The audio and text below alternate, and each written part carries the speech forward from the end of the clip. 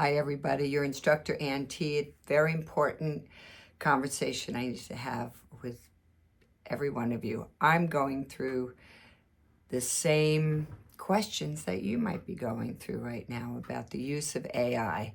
And I have created a document, did a little research.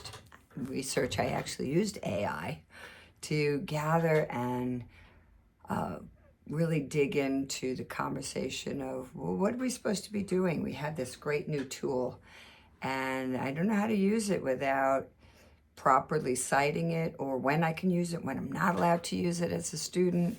So I created a document that we're going to be using this semester to educate you on what kind of things I'm going to expect. I looked at the college guidelines, I looked at other university guidelines, and basically it's like nailing Jello to the wall right now. There's no big protocol because it's such a big monumental thing that just came into our existence of how we can use AI to create, to gather, to acknowledge. So I want to tell a little story before I get started on me being somebody curious and learning. I've been teaching for 45 years now, oh my God. And I want to take you back to when I was a student at high school and also community college in ceramics. And there were like two books out there that had different stories and different images about different artists who were clay artists who were Native American. Wasn't a lot out there at all. And the only one you heard about was Maria Martinez. And years later, I got to see a piece of hers. And I was like, oh my gosh, what wait a minute, this is the real deal. This is Maria's work. Why couldn't I find work on hers back then in books? Because they weren't really teaching about Native American potters of the United States. So I knew back then there was a lot out there I didn't know. And then I was a teacher where somebody exposed me to a collection of Native American pottery in her home. And I said, well, where did these come from? And she said, oh, I got them on eBay. And as a teacher, I was like, wait a minute, what does eBay offer me to see what's out there? Because the books are limited. So I started going on eBay years ago. We're talking maybe 25 years ago, 30 years ago, and looking and seeing, oh, this piece of pottery came from a village in New Mexico, and that it was all the stuff that wasn't in books.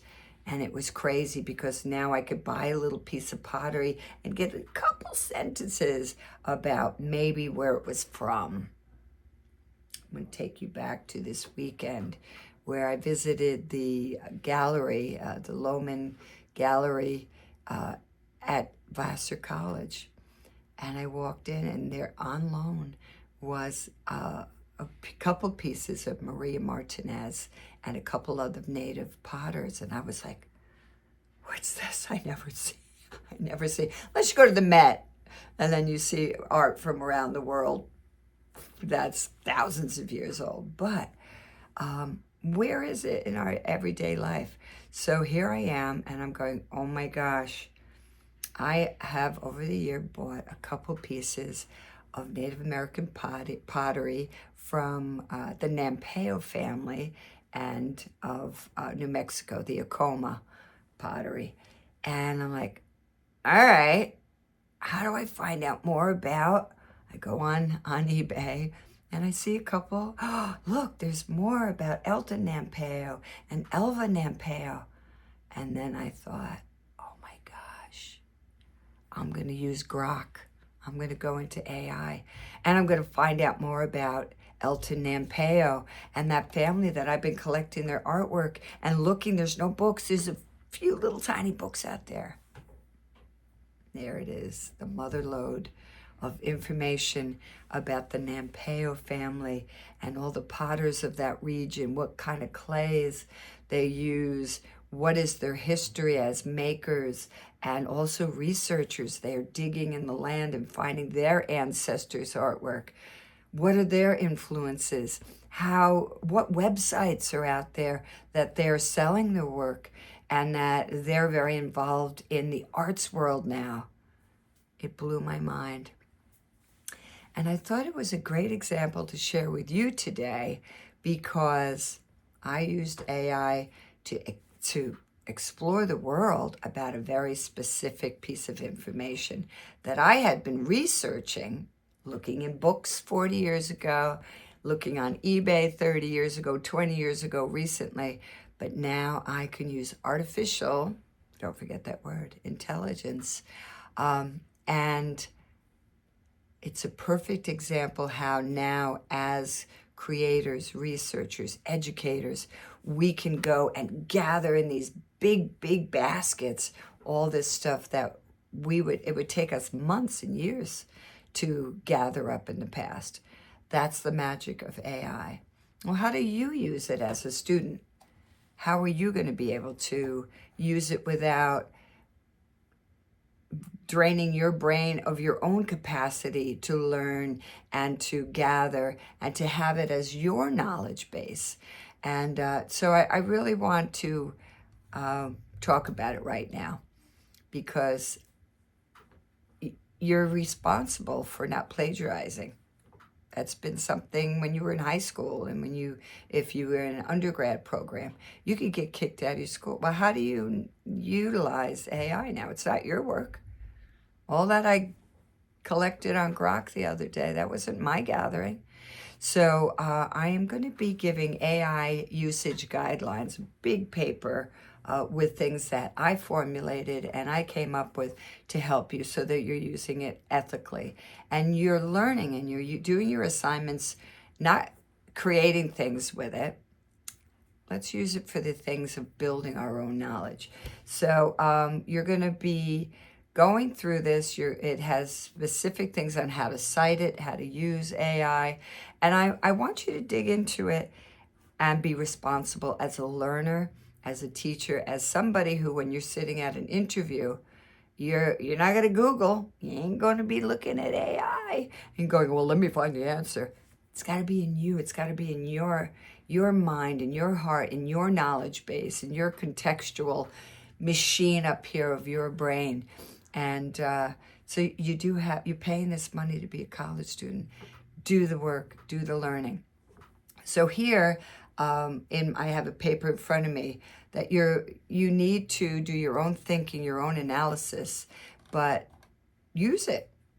Use it for gathering, and don't risk not telling us when you do use AI, not citing it correctly.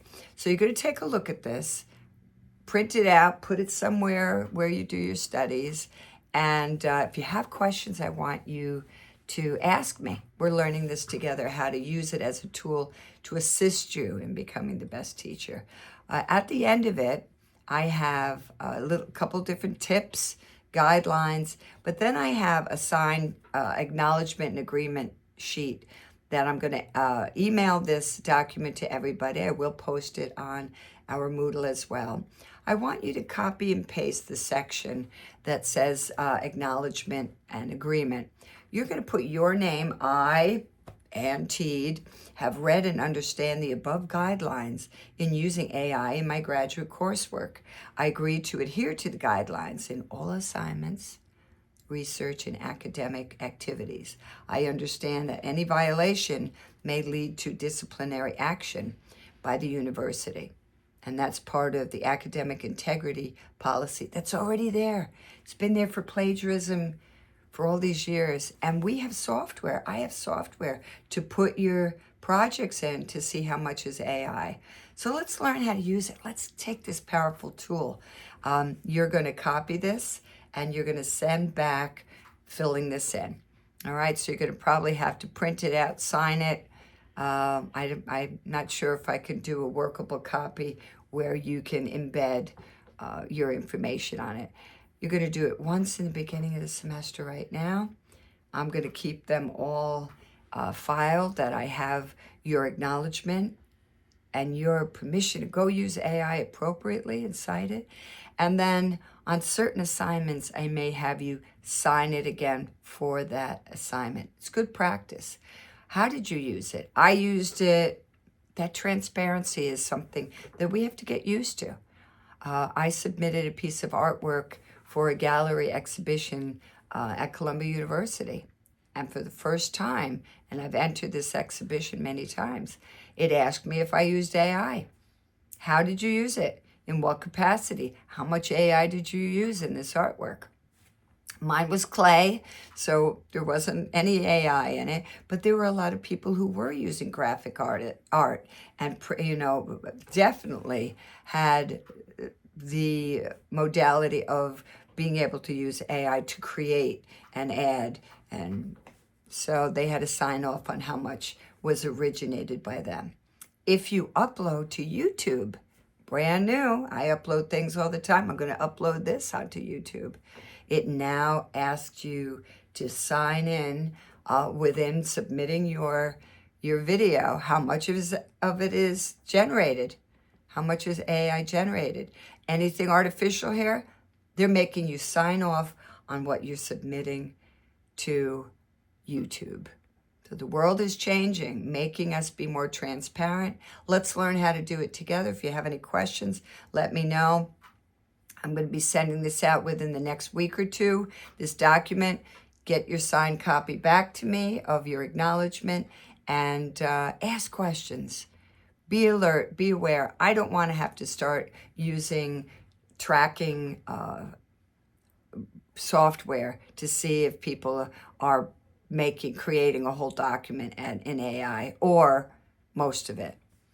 And AI can be very wrong sometimes too. So it's in this document of not to trust it and to, use it as a tool. Gather, structure things, and then make it be your own. I hope this was clear, and I hope you have lots of questions because that means you're learning. Take care.